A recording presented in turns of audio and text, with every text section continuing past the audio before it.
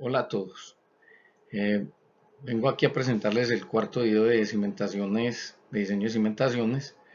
Vamos a hacer una breve explicación de la información de un estudio de suelos y vamos a tratar de los asentamientos.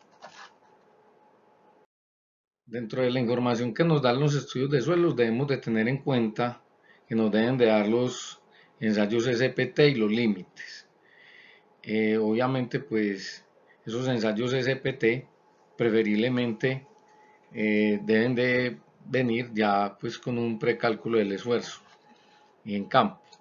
Entonces aquí podemos ver que esta perforación se hizo a las 8:50, que en los últimos golpes del SPT en 30 y 45 pues nos dio 7 y 8, quedan 15.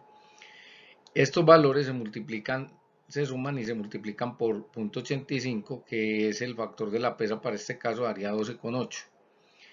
Y a estas profundidades venimos y mandamos a hacer los ensayos de rigor, es decir, los límites para la profundidad de 8 metros, porque supuestamente uno debiera de tener también esto en cuenta, pero estos esfuerzos son tan pequeños, a una profundidad ya de 6,50, son tan pequeños que pues prácticamente uno no los toma en cuenta.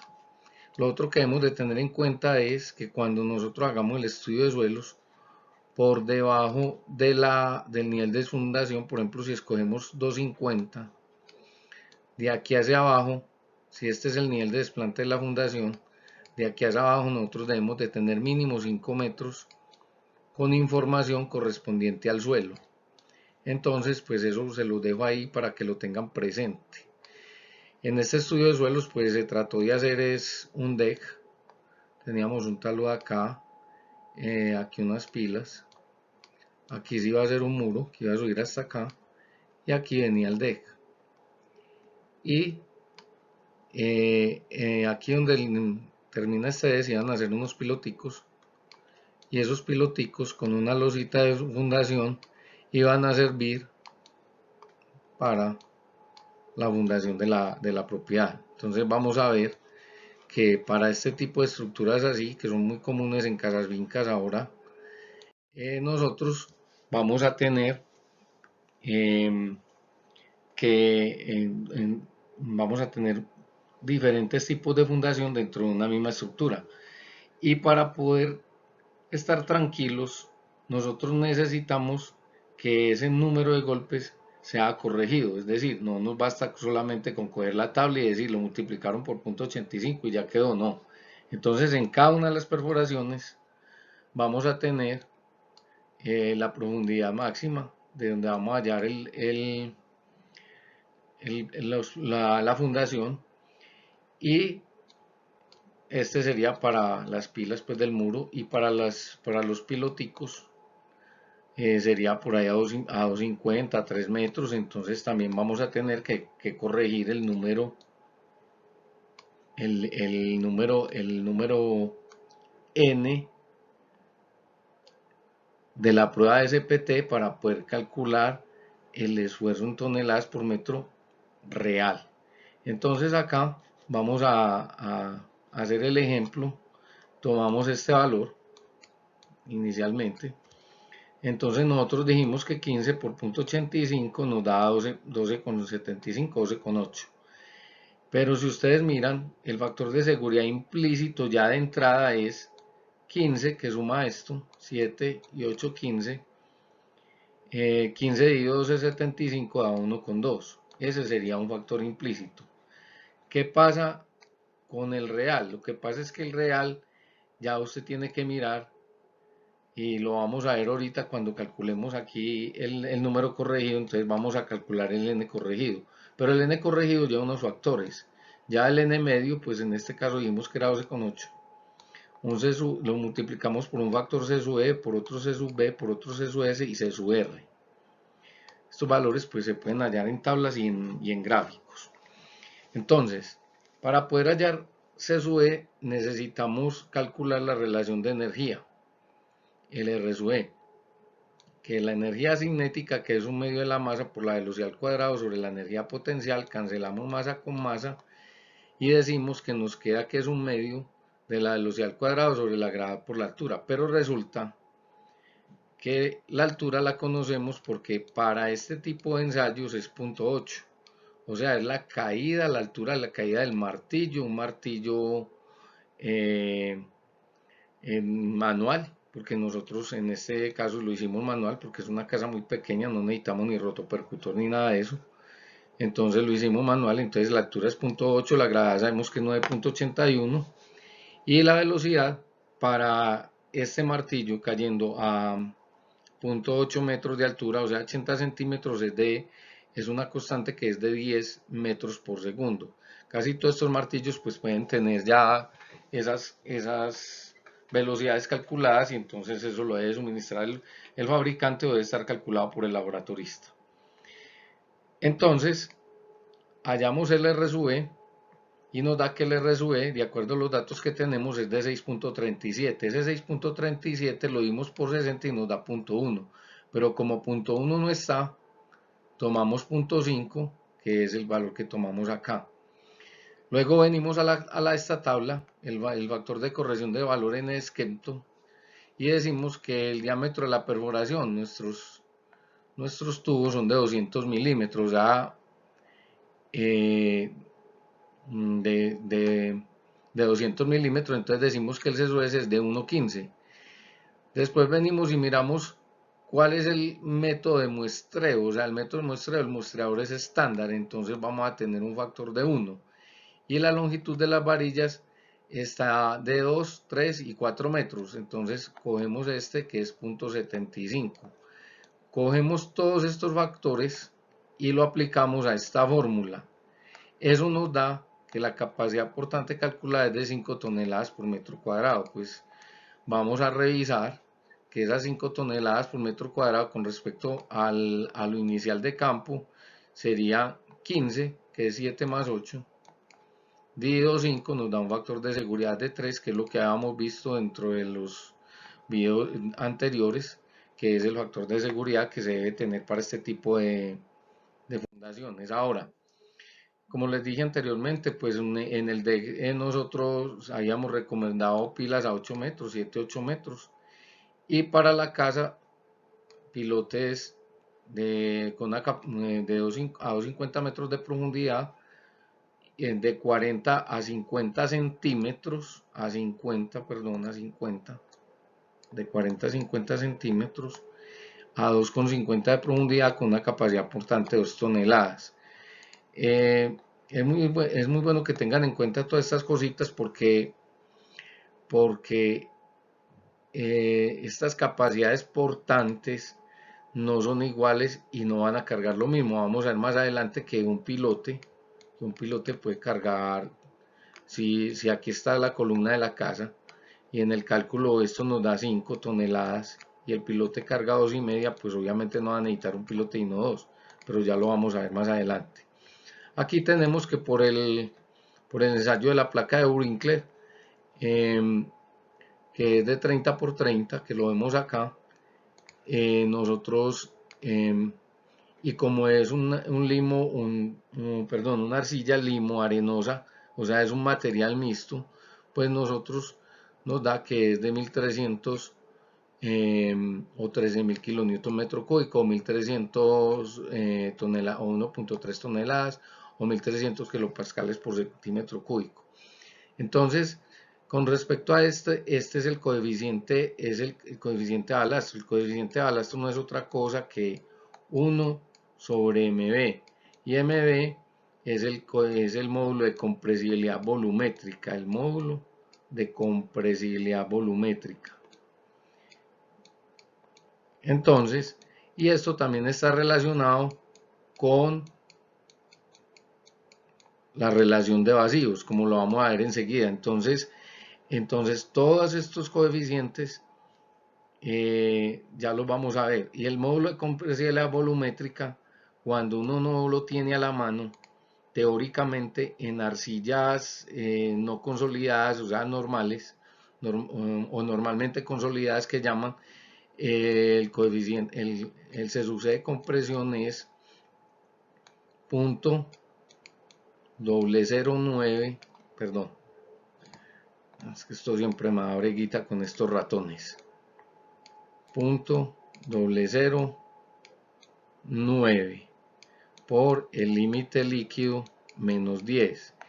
Y cuando la arcilla es remoldeada, este factor es 0.007, para que lo tengan muy presente.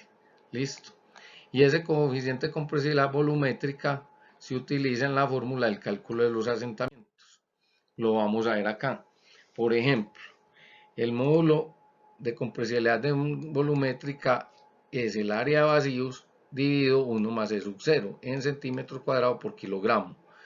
La altura de la muestra, que es ensaya, es de 30 centímetros y los incrementos de carga se utilizan de 0.01. Lo que les dije, para suelos no remoldeados se pasa de 0.09 a 0.07.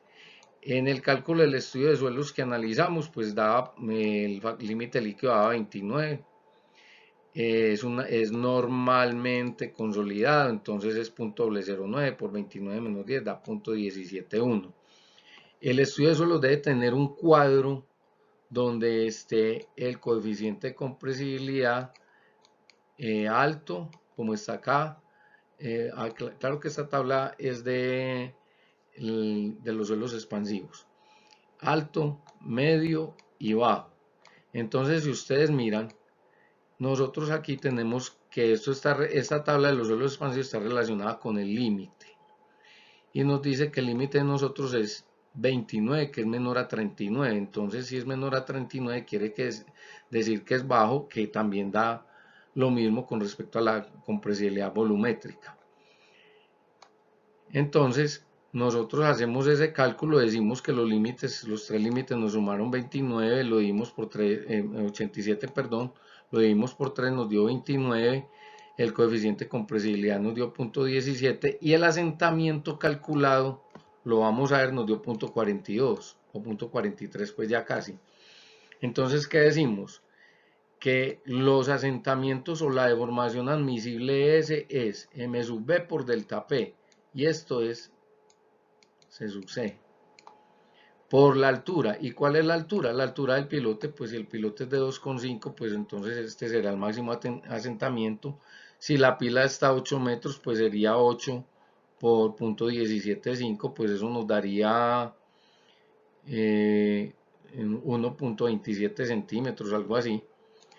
Entonces uno lo que tiene que mirar es que usted para cada estructura donde está diseñando debe tener en cuenta la altura de la fundación y debe tener en cuenta que el asentamiento le va a dar diferente según eso. Ahora, otra variable que hay que tener en cuenta es la colapsabilidad del suelo.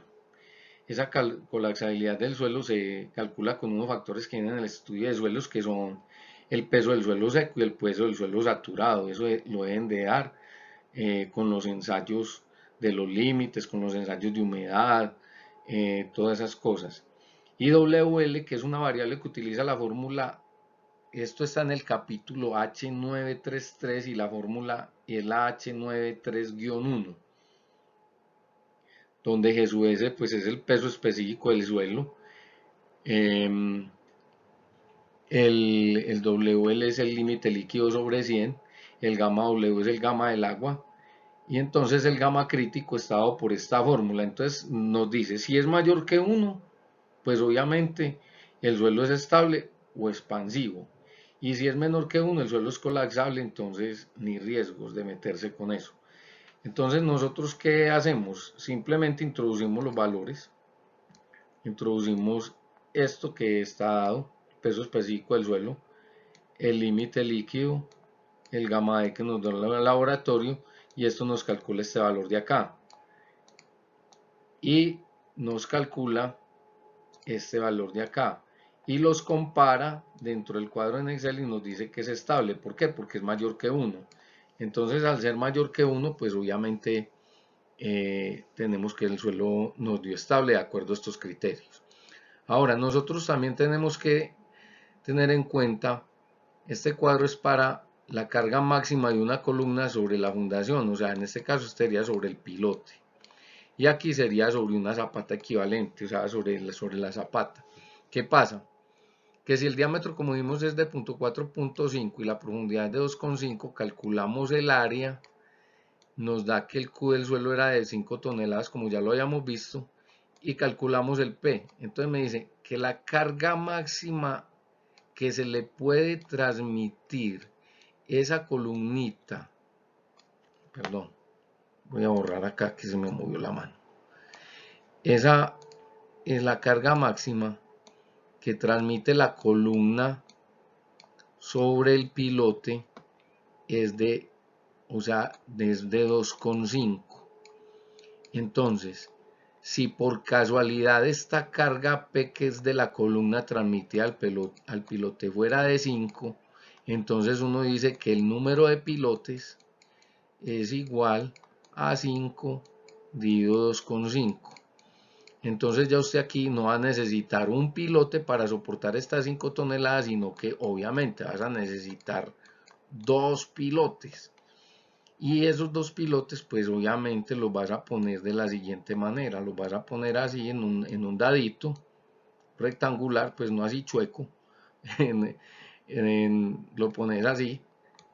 Y esto va a estar afectado por el número eta, que es como una n cortica, y ese número eta debe ser mayor o igual a 0.6, pero que debe estar muy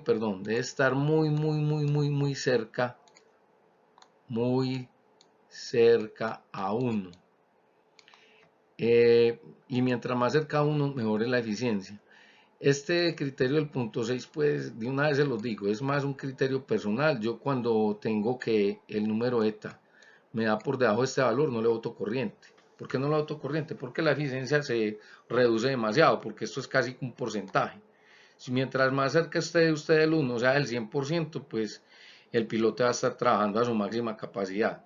Si es menor a 60, yo no le boto corriente, más bien busco aumentar la eficiencia, aumentar el espaciamiento de los pilotes, que lo vamos a ver más adelante en cimentaciones profundas, y con eso simplemente trato de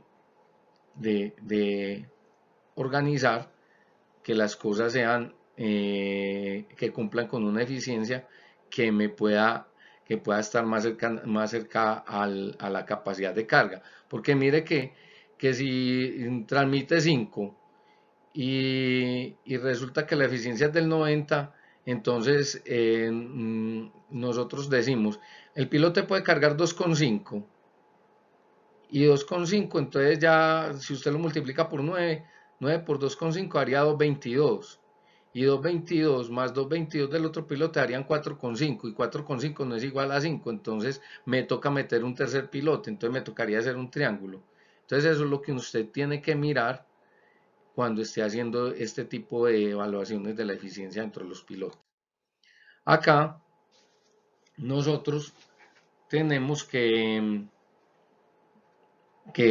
los asentamientos entonces pueden ocurrir cuando el suelo es rígido, cuando el suelo es flexible o cuando la fundación también es flexible y cuando es rígida. Entonces, por ejemplo, aquí este comportamiento del suelo es como flexible, entonces tiene un asentamiento y un desplazamiento hacia acá, lateral, o sea, aparte que se asienta, se puede desplazar, entonces puede tirar hacia los lados, hacia cualquiera de los lados. Y con respecto al rígido, pues obviamente la carga hace que se asiente de manera tal que sea como más uniforme. Por los asentamientos por lo general los rígidos son así y los flexibles son así como unas onditas.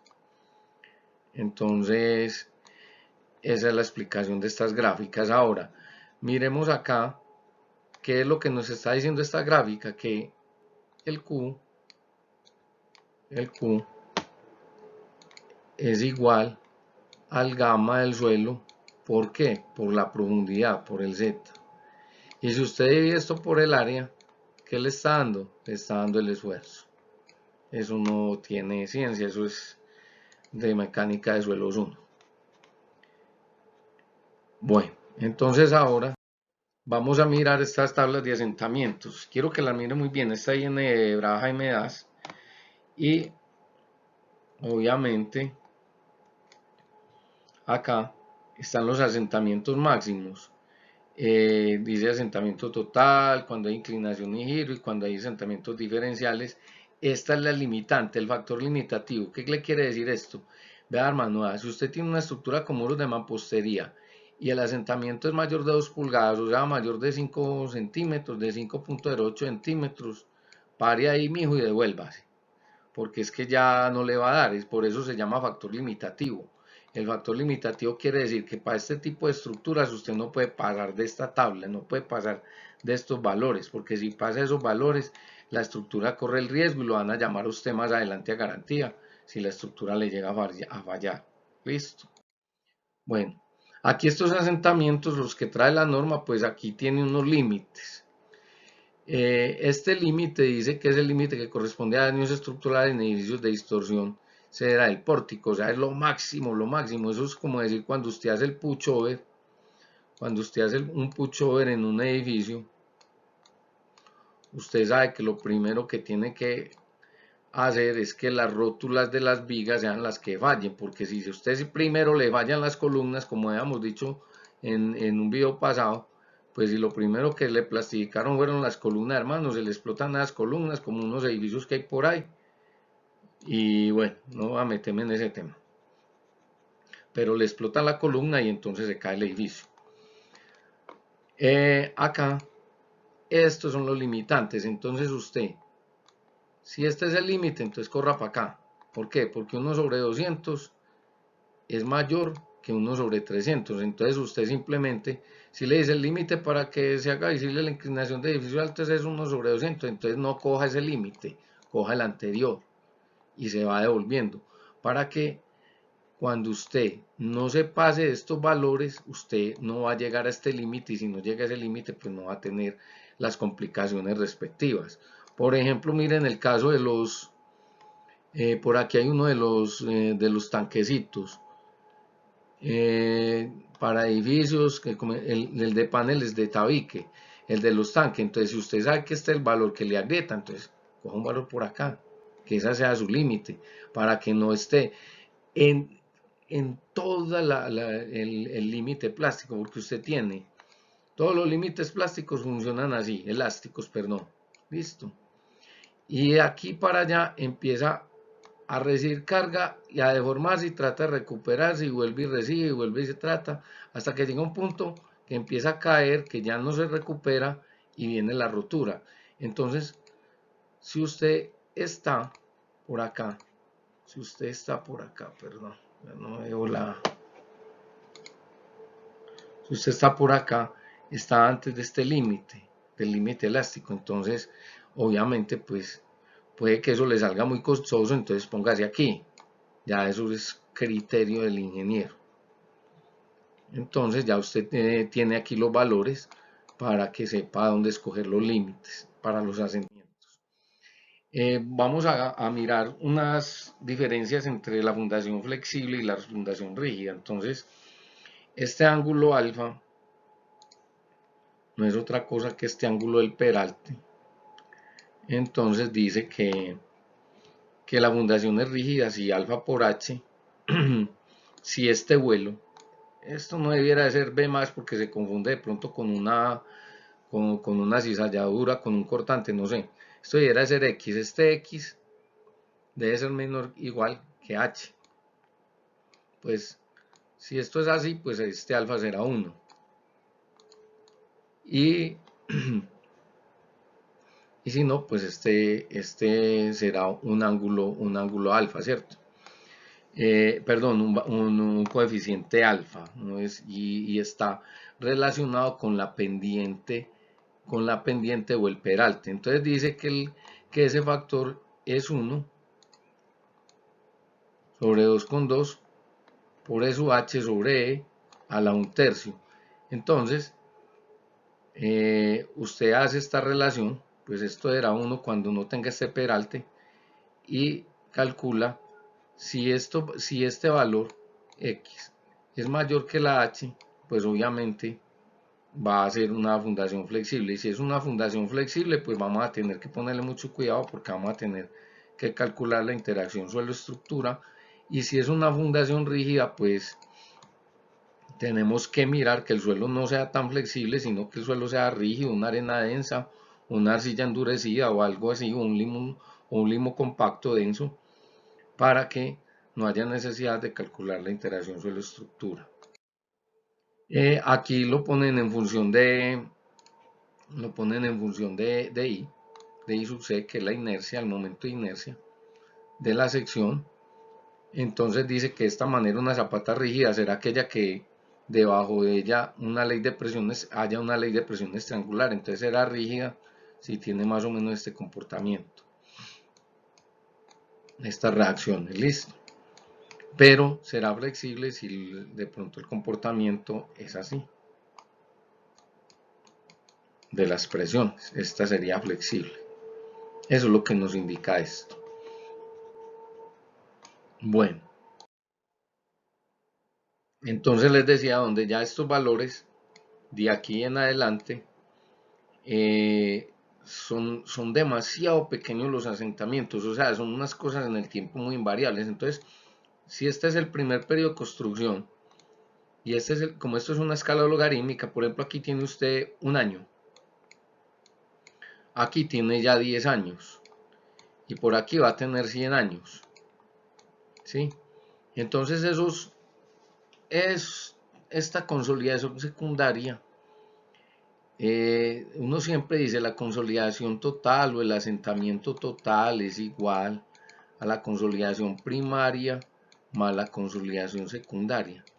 Casi siempre esta es la más importante porque esta es la que representa un valor mayor. Ahorita la vamos a ver, esta puede ser de 9 y esta puede ser de 1. Y si usted me dice que a los 100 años puede ser 1.01, entonces la variación entre este de los 100 años y si esta es la de los 10 años es nada, y eso lo vamos a ver en un ejercicio. Entonces, eso es con respecto a la deformación versus el tiempo en la escala logarítmica para que se pueda apreciar la diferencia. Listo. Entonces aquí vamos a ver también que esto se relaciona con la relación de vacíos, es decir, usted tiene un área de muestra original, aquí le hace una consolidación o una compresión para que se consolide. Entonces esto es todo este material de suelo está aquí y lo que tenía agua y vacíos pues se subió y generó este volumen. Entonces ustedes saben que por los principios de Arquímedes, pues usted sabe que todo cuerpo sumergido, todo cuerpo que se sumerge en el agua, pues tiene un desplazamiento de volumen igual a su peso. Entonces eso es lo que dice esta fórmula. Ese peso es igual a la altura de la muestra por el área, por el peso específico, por el gamma del agua, que es lo que se desplazó. Despejamos H sub S y nos da que este H sub S es este H sub S de acá de la fórmula. Y entonces ahí encontramos que esa es la altura de sólido real de compactados. Listo. También debemos de tener en cuenta esta formulita que los vacíos finales es igual al vacío inicial menos el delta de la altura, o sea la diferencia de alturas. ¿Por qué es menos? Claro, porque como usted desplazó agua, entonces la muestra se achicó, entonces es por eso la muestra se vuelve más pequeña. Entonces por eso es que es menos la diferencia de alturas con respecto a la altura inicial. Aquí vemos las dos gráficas, pues obviamente vamos a tratar de relacionarlas. Ya habíamos explicado esta, entonces aquí esta quiere decir que usted tiene un estado inicial con respecto al primer asentamiento, a la primera carga, pues va a haber una relación de vacío, una lectura de vacíos, que es una diferencia de alturas, luego otra, y esto va a tener, de acuerdo al ensayo, una lectura de esfuerzos, esfuerzo 1, esfuerzo 2, y esto que hay de aquí a aquí es el delta de esfuerzos, o sea, el diferencial de los esfuerzos. Y resulta que si usted halla esta pendiente, que no es otra cosa que la relación de vacíos, o sea, el delta E, perdón, el delta E dividido el delta de esfuerzos, esto es igual al coeficiente de compresión. Ahora, como es una escala logarítmica, entonces por el logaritmo de estos valores, y ya lo vamos a ver cómo se halla aquí, pues cómo se lo traducen en la fórmula, entonces de ahí se sacan esos valores. Aquí una arcilla normalmente consolidada pues tiene unas variaciones porque usted empieza, hace esto, llega a cierta parte, trata de recuperar su forma y vuelve y empieza a consolidarse, y la presión efectiva con respecto al índice de vacíos pues va tomando esta figura. Aquí vemos que las arcillas sobreconsolidadas, pues con respecto a un punto inicial, pues este punto ya se asentó, y de aquí para abajo la sobreconsolidación es mínima, mínima, mínima, o sea, ella se va yendo así, y con respecto a los puntos originales y a los incrementos de esfuerzo, pues se calcula un ángulo alfa, y aquí está el procedimiento para hallar la sobreconsolidación. Entonces, ¿qué nos dice? Que la sobreconsolidación es el esfuerzo de consolidación, de preconsolidación de la muestra, debido el esfuerzo vertical efectivo. Entonces, es decir, a esta profundidad usted tiene un esfuerzo efectivo que es igual a Q sobre el área, que es igual al gamma por la profundidad sobre el área, ¿sí? Pero esta presión de preconsolidación es la de la muestra. Entonces esa preconsolidación es como si fuera un diferencial de esta acá. Entonces eso es lo que se mide con respecto a este ángulo, y eso se calcula en el laboratorio. Pues eso no se maten con eso, porque estos ensayos también se pueden hacer en laboratorio. Y de hecho, pues a uno le dicen en el estudio de suelo, le pueden decir que la sobreconsolidación es un valor igual a tanto, para que lo tengamos también en cuenta.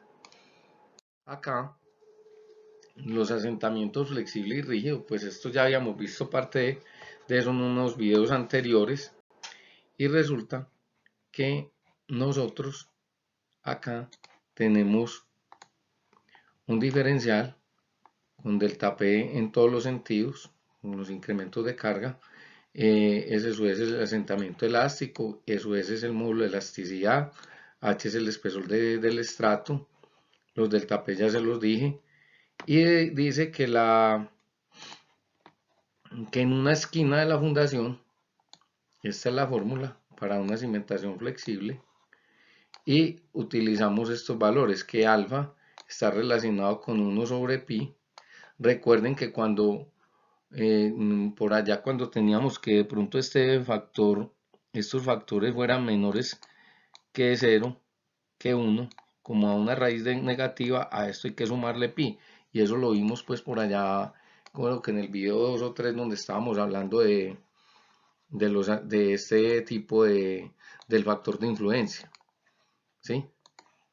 Para el cálculo de esfuerzo. Bueno, entonces, pues aquí tenemos las fórmulas, y aquí podemos mirar que los asentamientos elásticos para cimentaciones flexibles y rígidas, pues obviamente están dados por estas dos fórmulas. Esto era lo que yo les decía del asentamiento flexible. Listo. Y el de abajo, este de acá, el del asentamiento de la fundación rígida. Listo. Esto está en principios de cimentaciones de Braja y Medas, aunque él tiene varios libros, pero este está en ese. Ya aquí se los dejo referenciados. Para los valores de alfa R, pues está esta gráfica donde usted tiene la relación de L sobre B. Entonces, digamos que a 2, usted se sube.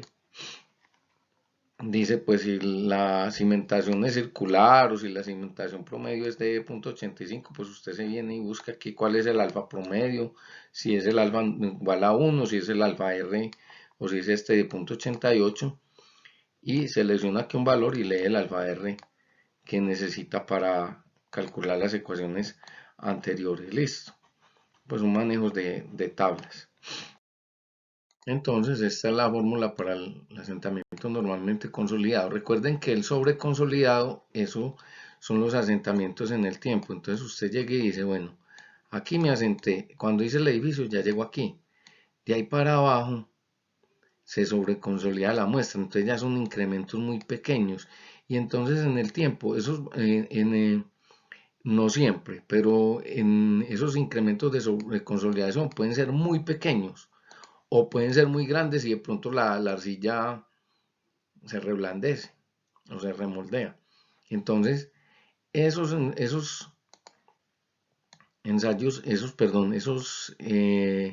asentamientos del suelo por sobreconsolidación están dados casi que por o sea, recuerden, el asentamiento total es igual al asentamiento primario más el secundario.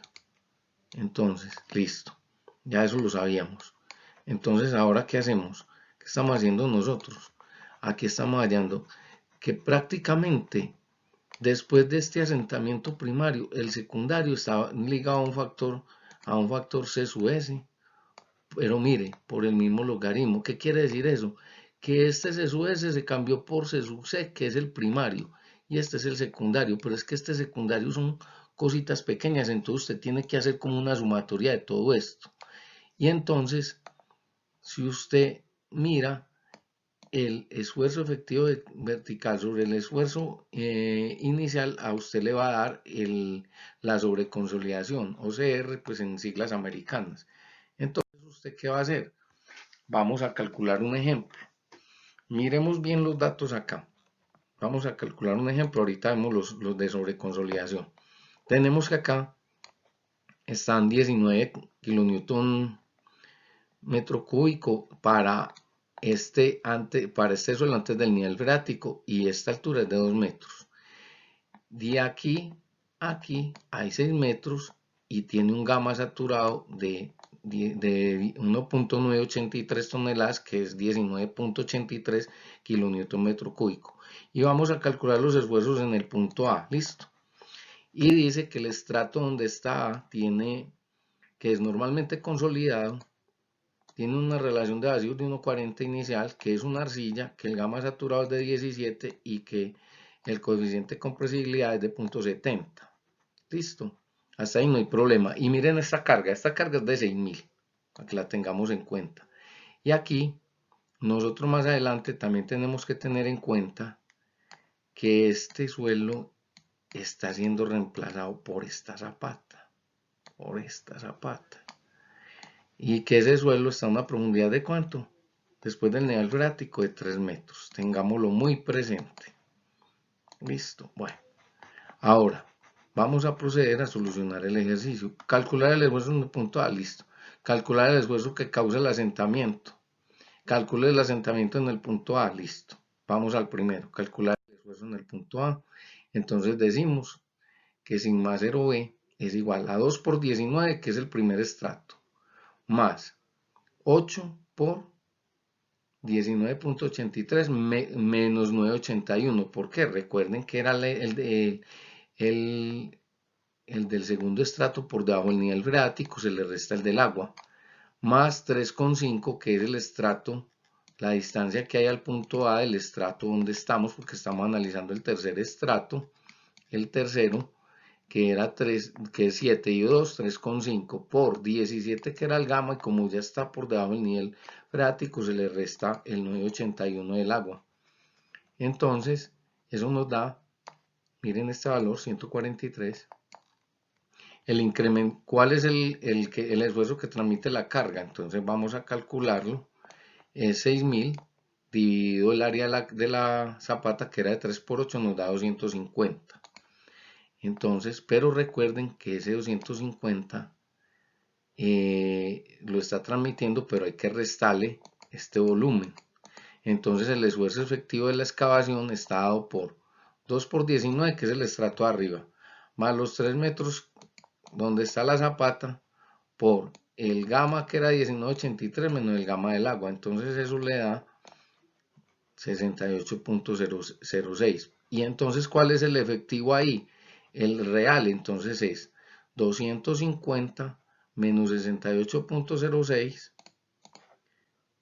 que es este, menos este, nos da 181.94. Ese es el esfuerzo real de asentamiento. Ahora, entonces acá tenemos que calculamos el M y el N, nos da esto.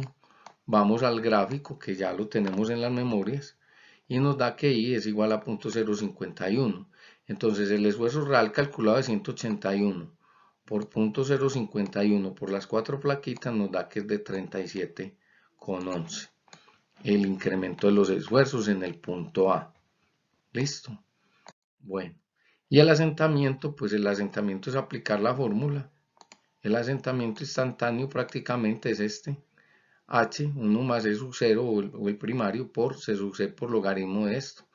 Y H, la altura del estrato, reemplazamos y nos da que es igual a 20.39 centímetros, que es un valor muy alto. ¿Por qué es muy alto? Porque pues uno aspira a que una estructura pues tenga asentamientos del orden de 5 o 10 centímetros, dependiendo también si es un edificio de gran altura, pues de pronto no es tan alto. Entonces aquí observen bien los valores.